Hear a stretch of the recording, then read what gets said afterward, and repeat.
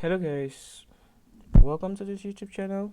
And this video is kind of like special because it's a video that is kind of like made towards the end of the year, right? And I would like to extend my new year wishes in advance, okay? And wish you guys all the best you ever wish for yourself. And I hope you have your roadmap ready for 2024. If not, again, you really have to start working on that. Okay, so without further ado, today we're going to be talking about something which I'm sure we don't hear often, right? But I think it's very, very important that we kind of like talk about it. It's called the solid principle, right? Now, this is an acronym for the first five object oriented design. Okay, you can actually call them design or principles, and it came up by or brought up by Robert C. Martin. I don't know actually what the C means, but yeah, Robert C. Martin, popularly known as Uncle Bob. Okay, and these principles, when combined together, make it easy for a programmer to develop software that is easy to maintain and extend, right? Because they also make it easy for developers to avoid code smells and easily refactor code, or are also part of the agile or adaptive software development. So yeah, so for my guys who love to code using the agile method or stuff like that, yeah, this is just it. Now, what is the solid principle all about? Okay, now I'm going to zoom in a little bit so we can all see what I'm talking about. Okay, I think this should be it should be clear enough. Okay, now in this bin here, I already have my in the bin actually, right? We have the main and the that. So the main just contains something basic. Let me just open both of them, and then this. Okay, so the main just contains something like this solid. Welcome to that.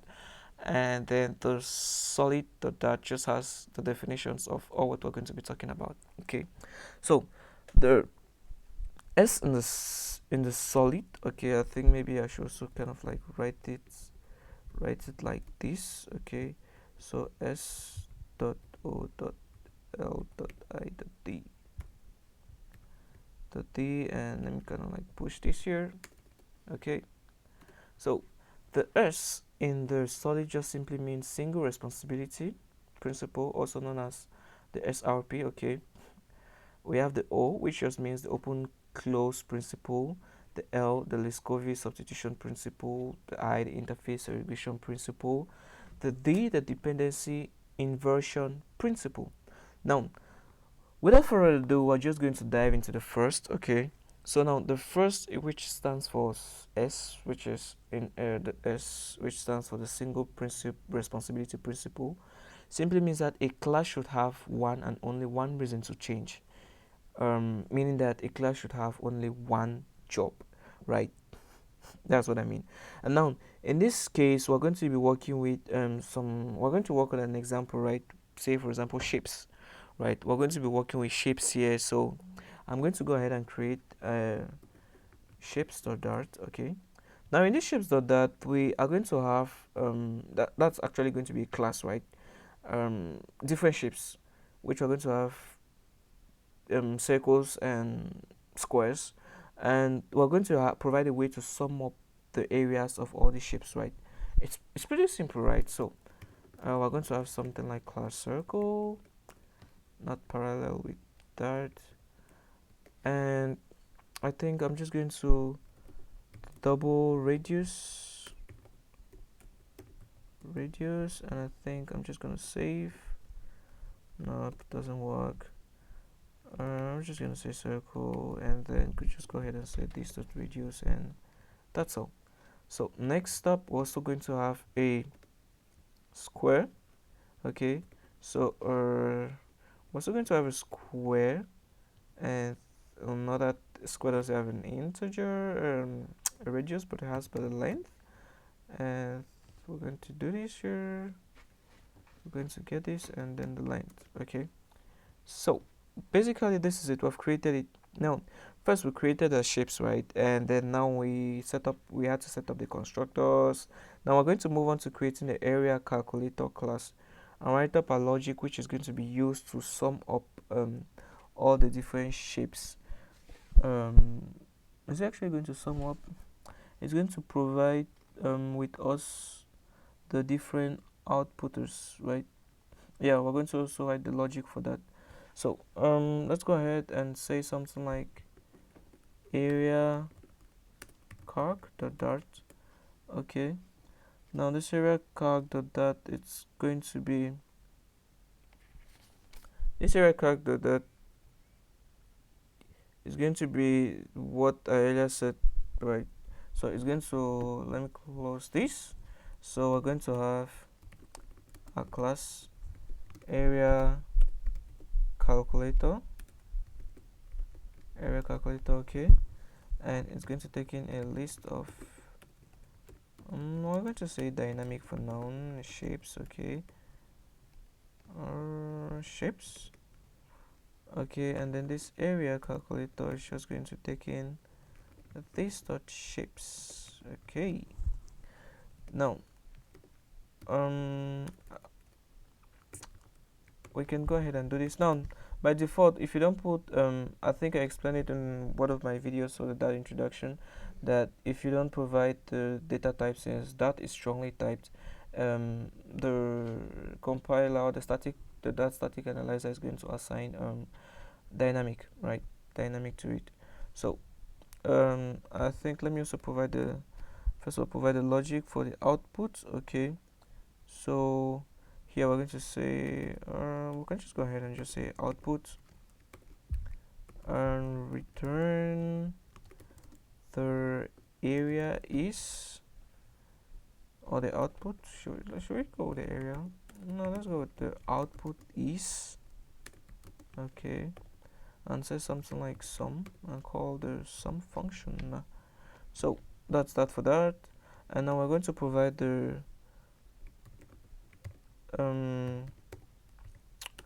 logic for the sum, so which is just going to be area, and we're just going to have something like this, okay. We could still do this num, okay. But that's not necessary, I just do that for fancy. Okay, so we're going to use the for in loop, which we're going to have for every shape in shapes, okay. We are going to check, so we're going to say if the shape is a square, right, we're going to check if the shape is a square, then we're going to now do this. If the shape is a square, let me do this, import the shapes library. So if the shape is a square, we're just going to, no, I'm not going to do the return, I'm just going to say area dot art, and what are we going to add? We're going to use the power function, in which we're going to say the shape. Can we kind of like get rid of all of this? The shape dot length, right, and then we're going to say 2 that else if the shape is a circle, right, then we're going to first of all create a variable, let's say results, right, something like that. We're going to get pi times power, right, in which we're going to get, we're going to get the shape of the radius and 2, and that's that. And we're going to say area dot art the rest, and as output then we're going to return area dot reduce x plus y, in which we're going to have here x, and then we're going to have here y, okay. So basically this is just how the sum method looks like, right? So it's nothing complex, pretty simple, right? So, and in our main class we can now come here and provide some list of shapes here, right? Let's try to import this. we have some list of shapes here, and then we can now say var area is equals to area calculator, right? And we pass in the shapes, and from there we just print the area dot output. Can I get the formatting right? Okay, so basically this is it. And if I try to bring this up a terminal, okay, so I think we can bring this down a little bit. And if I say that main dot dart, okay, now you see we get this. The output is this, right? So it means it's working now. But there is a problem now with this, because the problem that will arise with this method is that, say we now say the user wanted to print it in the string format, in the JSON format, in the let's say HTML format, right? So the logic here will be handled still by the area calculator class, and this is what the SPR or the SRP frowns against, right? It says that a class should have only one job, and if we wanted the user to be able to print in string, to be able to print in JSON, in HTML, or any other format, right? All of that will still be handled by this class, which is what the SPR frowns against. So that means we'll now have to create a sum. We'll now have to create a sum calc outputter class, right? That's just going to use to handle whatever logic you need by the sum, right? So it's just going to be straightforward to be able to display the different formats in which you want that to. So we're going to create a sum. I'm just going to say outputter.dart, okay, and close this. So basically what we're just going to get here is a class sum calc outputter. Yeah, we're going to get the area calculator. We're going to call it an area, and we're going to call it the sum calculator. Say this dot area. Okay, and now going to have the different methods. Okay, we're going to say, for example, wanted this to be printed in JSON, so we're going to return, okay, this, and say data. Okay, and then for this part we're not going to have I think we can just go ahead with the areas dot shapes dot sum. Is it? No, it's the area dot sum exactly that I'm supposed to call on. Yeah, on the sum. So the same, likewise, we're going to do the same. For example, if we had HTML and if we had our normal output. So for our normal output, I'm just going to copy this, right? So I'm just going to copy this, remove this from here, come here and add it here and say to string. Okay, I know we already have a to string method, but I'm just going to do it this way. So we're just going to remove this and just say area dot sum, okay, dot to string, right? The to string isn't a lower comma case. Well, for that we don't really need to bother about that. That isn't the use for this lecture. Okay, so here we're just going to return something very basic, like something maybe thief, right? Something kind of like crazy, and then something like this, and say and still provide the area here. So we're still going to have something like area dot sum, right? And then to string. Yeah, something still basic like this, right? So I'm just going to turn off these warnings, right? So because that's really necessary. Okay, so that's that for the sum. So we now see that with this we are now closely working with what we earlier set as. So from here we will now have to say output. So we can say here var output is equals to sum calculator, and it takes in that area. From there we get this, and then we can now print our output in either JSON. Okay, let me just copy this a couple of times. so or in HTML or in the toString method. Okay, so this is just what the SRP was talking about earlier, whereby we just have a single responsibility principle for a class, right? It only does one job. So, and if we try doing that, okay, we still see that it still gets to work completely, right? So we have a little JSON format here, we have our HTML, and then we have the toString method looking here, right? So I can bring this up a little bit. Yeah, so basically this is it, right? Nothing has actually changed.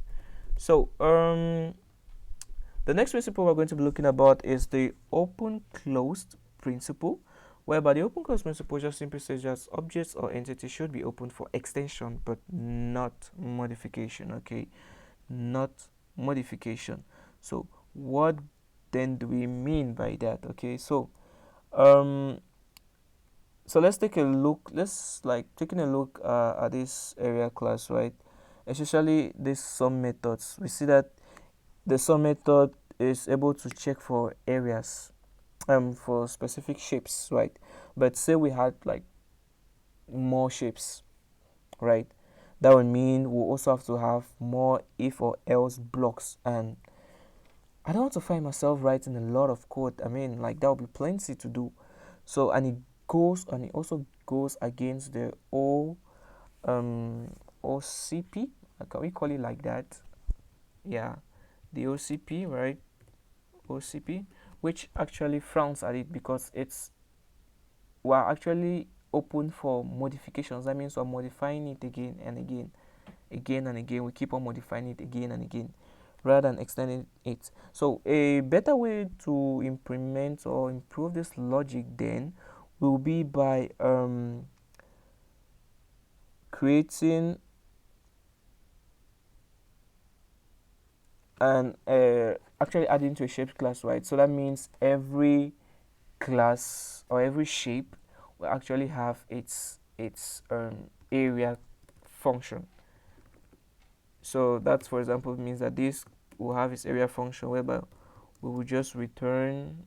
Can I get this? Nope, not that.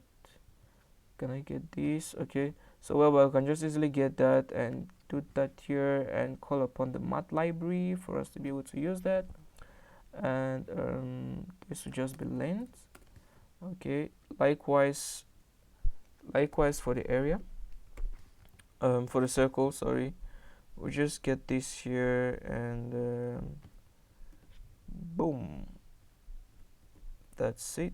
We return that and just shape and radius, right? So this is going to be, but now to calculate the sum of any shape, now we will now have to also change this method, right? So I'm just going to copy it, but I'll comment this one out here first so we can see as we're moving along. So that means now we'll still have to the for in loop like to check in every shapes, and then what we just simply do is that we just call the area.art, and we just call the shapes on area method, right? We just call the shapes area method, which is going to be available on it. So that's that. And now we can create other shapes classes and pass it when calculating the sum without necessarily coming to add plenty of if else blocks here, which it's actually kind of like good, right? Because I think if we still try to run it, it still goes, yeah, quite alright, it works. But now there's another problem that arises, is that how do we know that the object pass is actually area calculator? That's actually a pretty good question. The area being passed to the shape or the object, yeah, let's use the word object, being passed to the area calculator is actually a shape. Yeah, how do we know that it's actually a shape? Or if it has the area method, because I could still go ahead and just create, maybe let me say car, which is not actually a shape, say class car, which is not actually a shape, and I provided with a constructor. I don't know why this thing isn't providing me with a constructor, but well, provided with a constructor, and there's these tires, and I just provide something like int tires, right? And I haven't provided the area function, neither is it a shapes class. So how then do we know that? And if we do something like that, our program is going to crash, right? So this is when now we code interfaces, right? So in this class we're going to come up now with an interface, or abstract, because interfaces are just kind of like abstract classes in which that codes which how can I put it, that abstract classes in that which gets implemented, right? So because abstract classes, we implement them, we don't extend abstract classes, we implement them.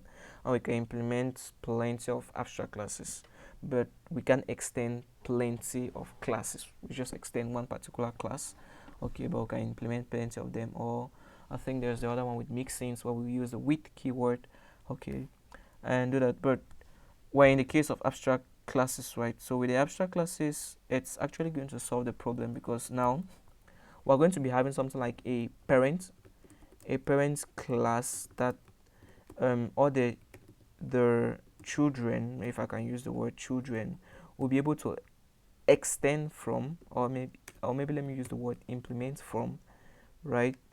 And now from there we can make sure that they all carry the shape interface, right? So let me just annotate this with the overwrite, and also it's this one was going to implement, okay, shape interface, and then we also have to overwrite this, right? So that like so basically this it. So with this now function here, still we still have to change, because now we will have to check if what is coming in is actually, if the shape is, no, if the if the shape is shape interface, right, then we can still go ahead and say area dot art.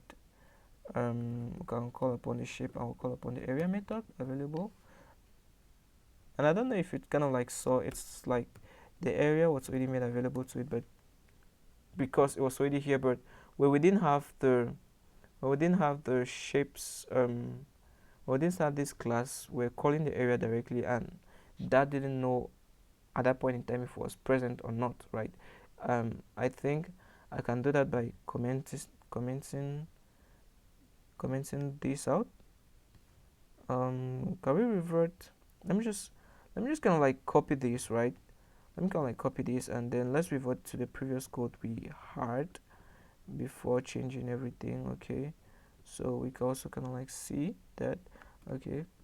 And then we have this. So with this, it's not kind of like, really, is it? Yeah, you see here that we don't actually get suggestion for the area, because here now we don't know if the area is present or not, okay? So well, that's that. So we now go with this and else, right? So I think we have to continue the loop. If not, it's going to jump out of that, so it continues, it's going to go back to the start. And if should, in case there is an issue within this for loop, right, we're going to throw an exception. So we're going to say shape, yeah, we'll choose something like shape not supported, right? So and we still do this, and if we still try to do this, then we still have our shapes being printed. But say for example, I had to create a fancy, let's say I had to create a fancy class here called car, okay, int tires and something crazy, and say this dot tires, and I don't have the area and something like that, it's not a shape. And we come here, okay, and I try to add the car shape here, and I just say something like 4, okay, and we try to run that. Let's clear and try to run this. So boom, we get an error, the shape is not supported, right? And I think we can kind of like beta this by, can we get the shape, the exact shape that threw that error? Can we get that? So let's just do that, and let's see it. Okay, yeah. So the instance of car is not supported, so that's actually great, right? So we can now know which shape actually threw that error, and we'll be like, oh, okay, so fine, that's actually the error. So let's remove this and let's continue. Okay, now the next stuff we're going to talk about is the least curve substitution principle, right? Well, it's basically kind of like something of mathematic like, okay, but it's kind of like simple to understand. I'm going to try my best to explain it. Okay, so basically what it just says here is that in fact all this gibberish here, I'm not going to read it, but I'm just going to state to you what it actually means. It just means that every subclass, right, or derived class should be substitutable for their base slash parent class, right? So the parent, the base child or the base class or the subclass or the derived class can be substitutable for its base or parent class. So say for example we had a volume calculator, wanted to calculate the volume of something, so we're going to just say here vol calc dot dot. Okay, so basically what this means is that if we have a class, say for example volume calculator that extends the area calculator, right? And then we provide the methods to call to super the shapes, and then we also have this, which also we can provide the logic to override or to provide the sum, right, for this. So I'll just leave this here like this. I think it's perfect. It's okay.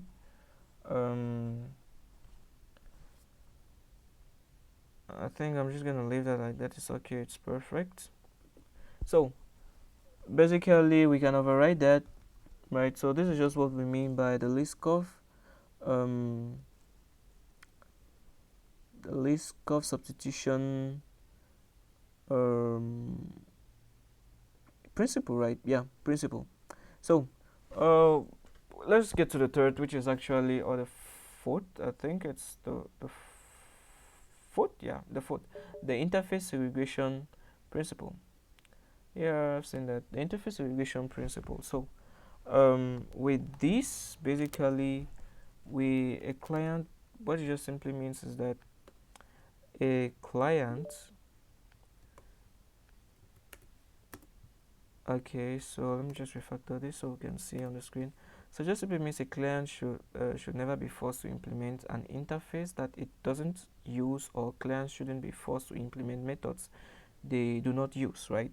So say for example we had another shape, called cuboid, right? And then how are we then going to get to calculate something like that,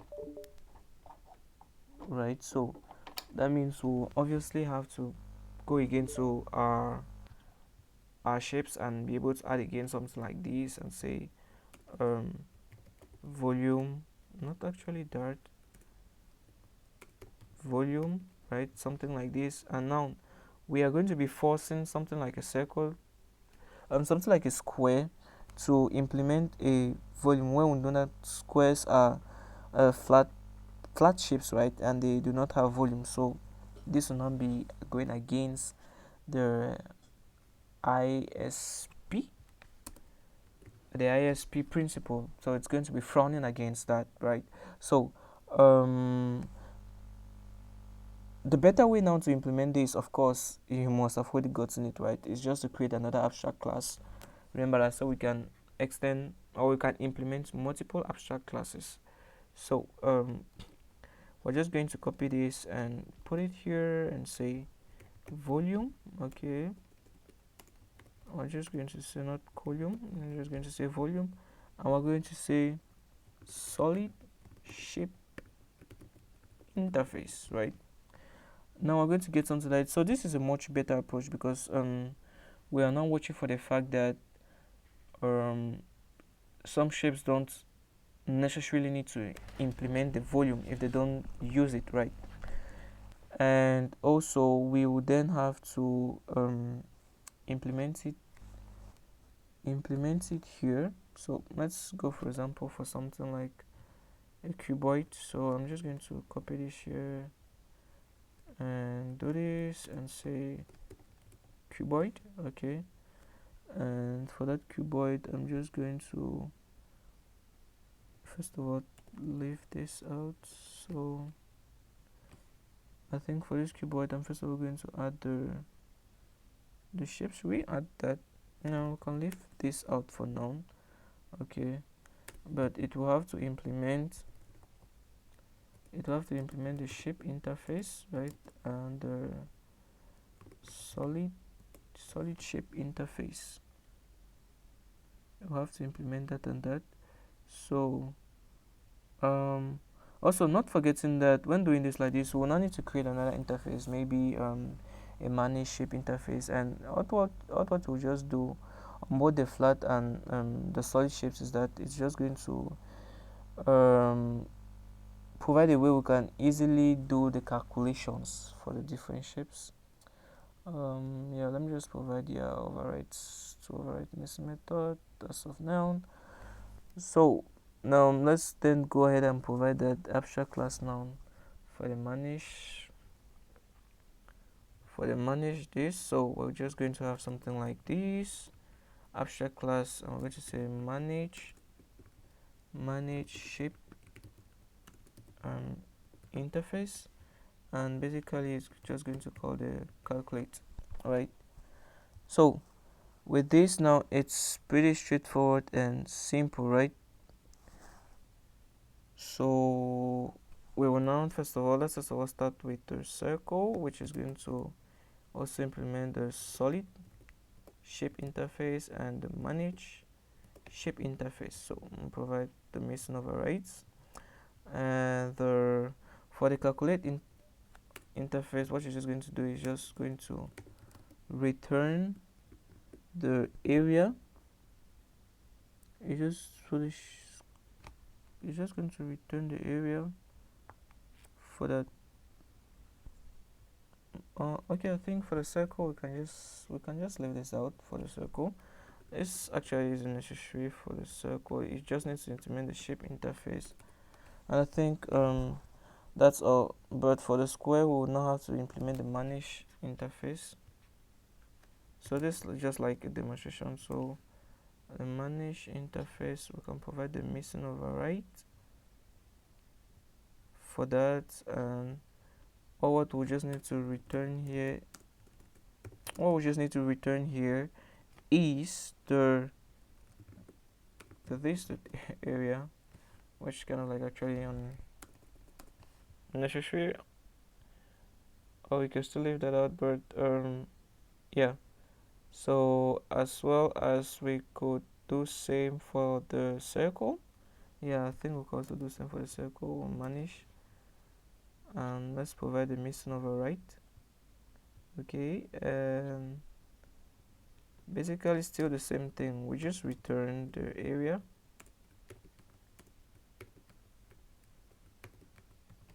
We just return the area shape. So basically this, and we have kind of like followed along or coded along in the class to implement the shape interface, and not to implement the manage shape interface that calculates the shape interface, solid shape interface, and so on and so forth. So you can basically go ahead and try to extend this and try to play around with this. Okay, so the last but not the least is the dependency inversion principle. So I'm going to kind of like going to be fast on this, right? Because this one is kind of like pretty straightforward and simple to kind of like grasp as concept, right? So but let's try to close all the others except this. Now the dependency inversion principle just says that entities must depend on abstraction and not on concretions, right? So it states that every high level module must not depend on the low level module, but they should depend on abstractions, and we just covered the abstract classes or how to go about them in the interface integration principle, right? So um what we're just going to have simply here is like we're just going to do something like a simple password reminder. So let's just say something like here like password reminder dart, something basic like that, and then we could have um a class, say password reminder, right? And then I'm just going to go ahead, I'm going to create this class straight ahead, and then we could have something like this connection and say db connection, right? And then we have a password reminder, something like this, and then this the db connection. And then let me just go ahead and create this class. Okay, so class this and this. So for now we're just going to provide it with something like const this and that's that.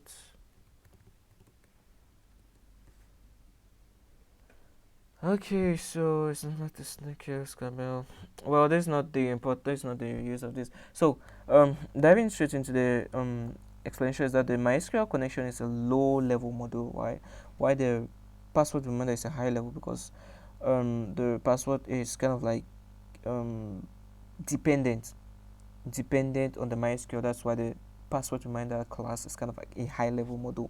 So now the source states that we should depend on abstraction, not on concretions. This code that we just provided here just violates the principle, right? Because the password reminder class is being forced to depend on the MySQL connection. Why it's supposed to depend on abstraction, not on concretions like this. So um so later on, what we can undo is that, or the quick fix to do this is that we'll have to code to an interface, right? Application, we're going to make use of an interface. So say for example, because the interface will be good in such a way that say later on you want to change your DB or connection to maybe Postgre, I don't know, maybe MongoDB, the password reminder will now need to also change, and it violates also the principle of um, the single responsibility interface, right? That it should only be, I don't think it's not this one. I think it's this one. The open close principle, right? That it should be open for extensions but not modification, right? That means we'll need to come in again and try to modify it again. And later on, if we change again to another different database, say Cassandra or ScalarDB, we still need to come again and change again. So it violates a lot of principles. So now the reason why we say we should be open to abstract classes is that we could have an abstract class and say DB um, connection interface, right? So connection interface, and in this connection interface we could just implement a connect class, connect class like that. That's just all. And now with this connect class, now the interface now just has a connect class, and I think now what this MySQL would now have to do is just to implement the DB connection interface and provide a connect um, a constructor override the method. So here we're just going to return something simple like database connection um, successful yeah. So so whatsoever database that we are going to provide with, right? So now this makes in such a way that the password reminder class does not need to know um which it does not need to know which database is being used behind the scenes, right? With this we just have to implement this and say db connection still um classes must be declared by type level inside other classes. Okay, we're going to solve that as we go on. So